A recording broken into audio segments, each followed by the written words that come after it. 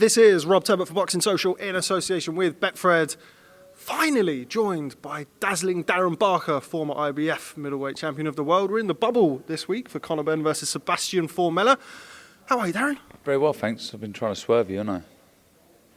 Yeah, well, you failed. They finally let me in, and you can't get away from me, so you're here now. But how are you? I was just mentioning to you off camera, I haven't seen you since Saudi Arabia all of those months ago, almost a year. Have you missed me? Do you know what? I've missed you, yet, and I'm well. I'm just looking, behind you is the Wembley Arena. There was a big night there many moons ago. Myself versus Simeone Rotolo. One of the biggest nights that arena's seen, and will probably ever see. Great night for British boxing. Yeah, but otherwise, I've been all right, mate. Been good. As well as can be, considering this crazy pandemic we're living through. I had a little baby boy blessing me 7 weeks ago. So I've got 4 kids now. I'm one away from a 5-a-side football team. But I wouldn't, trust me, I'm not having any more. That is my lot. But good, mate. To answer your question, I'm well. Well, if you don't have any more, you could be the goalkeeper, and then you could have the 4 outfield players. I'm the manager. So yeah, I need to draft in a kid. How many you got? I've got 1. How old? She's 3. Yeah, all right. We'll sling her in. Yeah, okay, not bad. Not bad. She's Chelsea as well, so it's all good. There we go. So, anyway, before we get started, one of the things I wanted to mention to you is I always love seeing you bump into Tony Sims. It's one of my little happy moments in boxing. Yeah. There's this kind of energy between you guys. Obviously, you don't spend every day together in the gym as you used to do. Yeah, exactly, and it's nice. Like, you know, he came over this morning at breakfast, and there's always like a nice feeling. It's one of the little things that I really love about my job. Nice. He's the governor. He's like another relative to me, Tony. Our bond is very, very strong. And I speak to him all the time, whether through text or on the phone, always, but don't always see each other. So it's really nice to spend time with Tony. He's a great man, like a proper good man. He certainly is, just to echo that. And he's got a fighter in the main event this week, Conor Benn against Benn-Formella. Good step up for Conor Benn. Benn-Formella, obviously well known for only having lost to Sean Porter. Good step up. Yeah, brilliant. It's a really good fight, like you say. He's that one defeat against a very good fighter, one of the best out there in Sean Porter. Was he 2-time world champ? And won on points. He won every round. Don't get me wrong. So it's a good fight for Conor to see where he's at. And yeah, it is brilliant matchmaking in my opinion, and he looks up for it. Conor, I've been very impressed with how he's been looking. You know, I think he's shown a lot of people, me included, that he's got very good boxing IQ. You know, he's got a good brain. There's definitely natural talent there from his dad, and he's starting to show that now. We know how big of a puncher he is and how excited he can be. But now we're getting to see. I think we will get to see a bit of boxing from Conor. He's a really good fighter. I've been impressed with him, and I was just talking to Tony then, like you say, and he's been so impressed with how well he listens and takes everything on board. And though Conor is he's from a privileged background, you know, you hear it all the time, a lot. This is a working man, women's sport. You've got to come from nothing to be successful in this game. Well, he rubbishes that because, like I say, he's come from a privileged background, but his hunger, his desire to win is that of someone that really wants to change their life, that has come from nothing. So I've been impressed with Conor. It's one of the things he said to me in the past, that he chooses to fight, which is a different type of mentality from somebody who has to fight. As you say, he could have done any number of things with his life. He chose to get punched in the head, which is not a route that most privileged people would take. So credit to him for that. How different is he now compared to the very raw novice that we saw him coming onto the scene? I think 4 years ago was his debut. More intelligence, more boxing IQ, like I mentioned there. He was learning on the job. He still is learning on the job, but he's in a great gym, and you know, look, you hear this all the time, and it's a bit cringe when people say it, but it's so true. Success breeds success, and he's in a gym where there's lots of very good fighters, and they're all rubbing off on each other. And he's got great sparring as well through the weights. You know, he's got the work with Martin Ward and Joe Cordina for speed. Then he's got Ted, Felix, etc. for that bit of size and strength. So sparring's been key for him, learning. And look, some of the injuries that he suffered as well, sometimes they do you a favour. It's like, well, okay, though I'm learning the job, let's spend a bit of time in the gym, let's work on our technique, let's get in the ring and spar. So take a bit of pressure off when we get in the ring on fight night. And I think he's used the time with Tony in the gym very well. And I've been impressed with what I've been seeing from him. And I think Saturday night, he's got to remain patient. Formella's very good on his feet. He's a very good fighter. Always looking to counter his opponents. He's good at feinting and drawing out the lead and coming back with straight, conventional 1-2s. He's got quick hands, very quick. So Conor's got to be patient.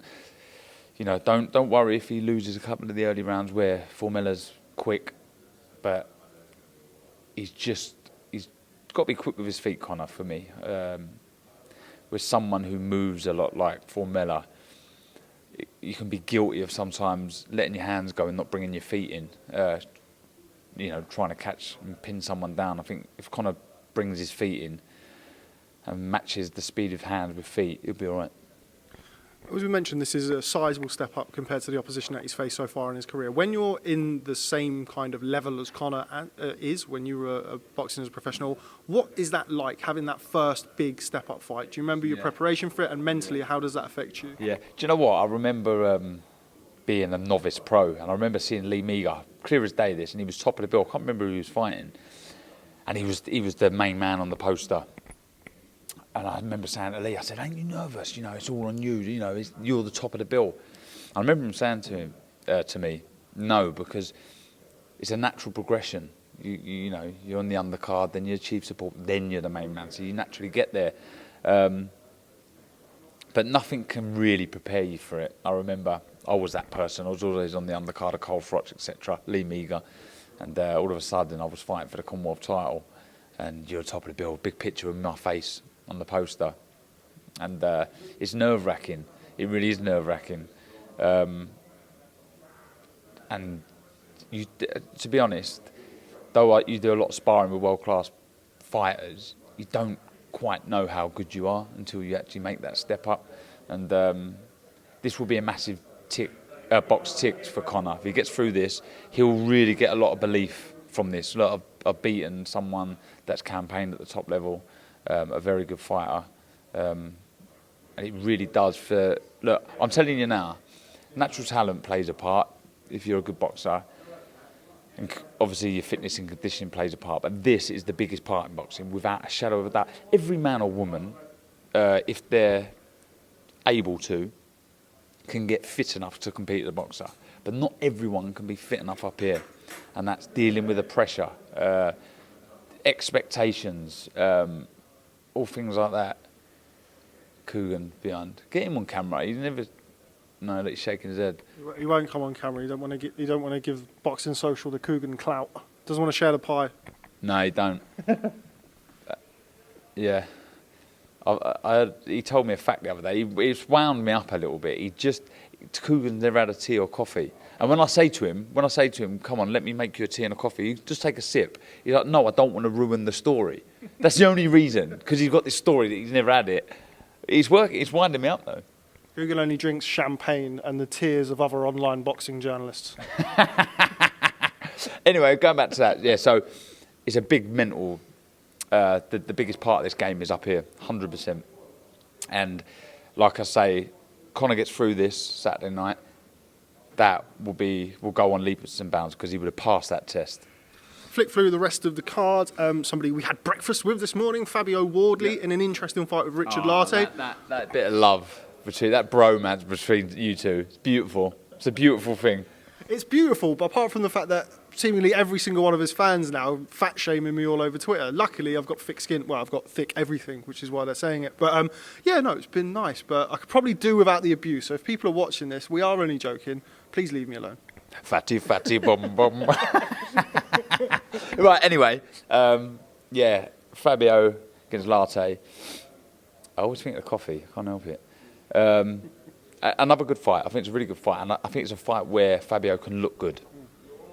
Lartey is a danger man. He can whack, that's for sure. We see it in that third round against Dubois. when he was hurt, he just put his head down and started winging in shots, and he caught Tebbutt, didn't he? Was it left hook or right hand? Right hand.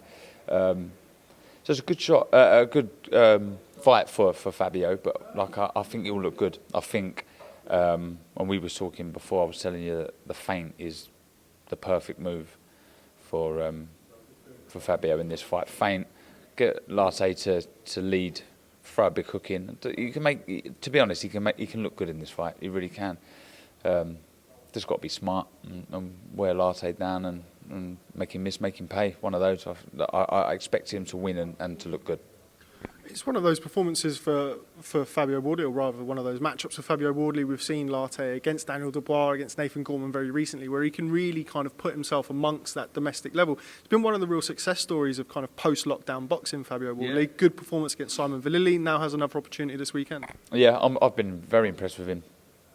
Not the biggest heavyweight, is he? But what he lacks in size, he makes up with speed and agility, and he's a natural talent. He really is. Not much amateur background, is there? And he's just, I've been impressed. Vallily at fight camp was a good performance, showing that he can whack, even though he's not the biggest. He can punch. His speed, his accuracy, his timing is why I think he'll look good on Saturday. And he puts himself in that mix, doesn't he? With only, how many fights would that be? 10th fight. It's so far so good, and I look forward to listening to him in the corner because he comes out with something, doesn't he? So looking forward to a good performance there. I think he wins comfortably and looks good. Yeah, very funny, engaging character, Fabio Wardley. If people are watching and haven't checked out his podcast, Clearly Confused, have a look at it. Very funny, very interesting man. I do recommend it to anyone watching. From one kind of, say, undersized, very average size, small heavyweight, to two others in Alan Babic and Tom Little. In the most respectful way possible, it's sort of like a cartoon fight a little bit. You've got the raging, whirling beast of Alan Babic against kind of the slick, quirky back foot boxing of Tom Little. That has all the makings of quite a fun fight, I think. Yeah, I think so. And I've just walked in the gym. I was just watching Connor train, and as I walked past, he was having a little plod, Tom Little, on the running machine, and he looks exactly like Alan Babic. They look exactly the same. I'm kidding you not. I had to look for a second, and it's Tom. It's not Alan. Look, you see, what you see is what you get with Alan Babic. He's just raw. He's a beast. He's exciting. He loads up. He's unconventional. He just wants to get stuck in, doesn't he? Could easily make cruiserweight, but he's having none of it. He's like, no, this is where it's at. The heavyweight division. I want a bit of it. And he's up against someone who sort of looks like he's transformed themselves in Tom Little. He looks in great shape, doesn't he? He really does. He's in good nick. And he's the one with the experience here. He was in with a very good fight. I was in Saudi, as you were, when he fought Majidov. You can't look into that too much, because Majidov's a world champion. Unbelievable. Just a very good fighter. And come up short there, was well beaten, but he fancies this. He's not in there with a Majidov now. He's in there with a raw, I guess you could say, novice. So he believes in himself, Tom. It's about him staying disciplined in the fight. I think not that he's not the biggest puncher. We know that. He's obviously only stopped 3, I think, Tom. So it's about him being smart against, similar to Fabio, lots of feints. Try and draw the lead of Babic and make him pay and move. Just don't get engaged. Try and make it as boring as you can. But with that traveller blood that he has, I'm sure that Tom will at some point bite down in his gum shield. But it's about staying switched on here. But whatever happens in that fight, it's going to be exciting, and will be exciting watching them both as they progress in their careers, because they're both good characters in and out of the ring. You mentioned about Tom Little not being the biggest puncher, something that he would admit to as well. When you're fighting somebody like an Alan Babic who's going to come forward, he's going to let go big shots from the first bout, how important is it, or is it important for him to be able to make some sort of dent in him to make him think twice about coming in? Look, it helps. It's not crucial. You don't have to. Some people are just made out of rock and you can't budge them. But if you are the person that can't punch, like I was a lot of my career, it's about remaining disciplined and concentrating on your feet probably more than your hands, and making sure that you don't want to be backed up onto the ropes.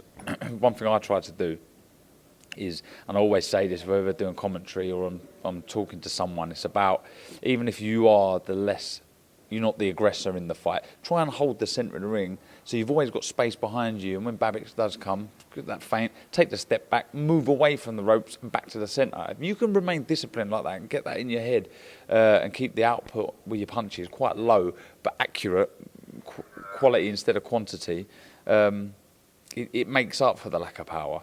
Like I say, it's about him being disciplined with his feet more than his hands in this fight.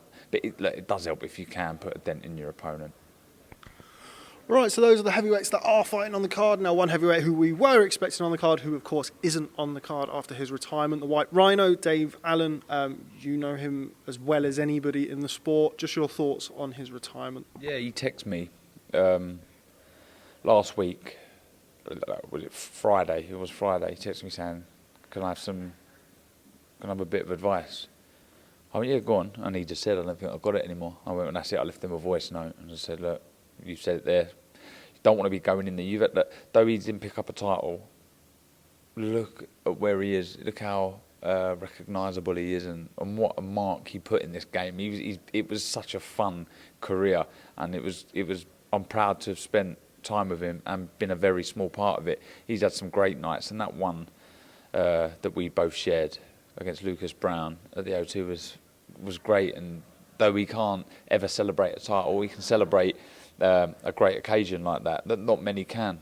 And I've always said it, like, boxing's given me such a great life. I've got to travel the world. I've got so many great experiences. And again, though Dave hasn't got a title, he's got those experiences. He's got those memories that will last a lifetime. And he's done the right thing, Dave. He showed me the clip, like everyone see last week, of him getting wobbled against Usyk, and it was really only an arm shot, and against not a natural heavyweight, and with big gloves on and leg guard, and he wobbled a little bit. We don't see Dave wobble. He's been whacked by David Price, Tony Yoka, all of these guys, Ortiz with 10-ounce gloves on. I'm not seeing him wobble at all. And it was the right move. But Dave's just got to stay involved in the sport. He's a great character. I think he can do a lot for a lot of young fighters out there. Not necessarily training, though he's very knowledgeable. He can manage fighters.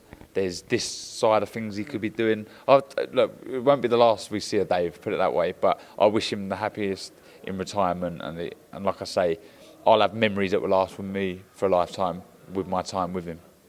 Now, I think we spoke after the... I think it would have been around Taylor Prograis last year, October, which would have been a couple of months removed from the David Price fight, which is when you first said that you felt like he should retire from the sport. After that Price, yeah, absolutely. It was the right time. He took some big shots there. He was well beaten, and that was the time for me. Should have jacked it in, but I'm glad he's not waited too long. Okay, just before I let you go, big news in boxing at the minute. Callum-Smith landed himself the Canelo-Alvarez fight. Huge fight for Callum-Smith, huge fight for British boxing. Yeah, it is. It's good luck to him. He's the governor at super middleweight, and he'll go into the fight truly believing he can win. He's a naturally bigger man, but Canelo's a governor, and he's such a good fighter. I love watching him, but for sure, I'll be cheering on Callum-Smith and hoping he can shock boxing. I really hope he wins, and yeah, it is great for British boxing. Imagine that. I've got to try and get out there. Frank, Eddie. Yeah, I'd love to go. It would be good to go and see Canelo, but it doesn't look like, well, certainly I won't be going. 4 weeks, not ideal preparation for pound number one in the world. Been training. In this current climate.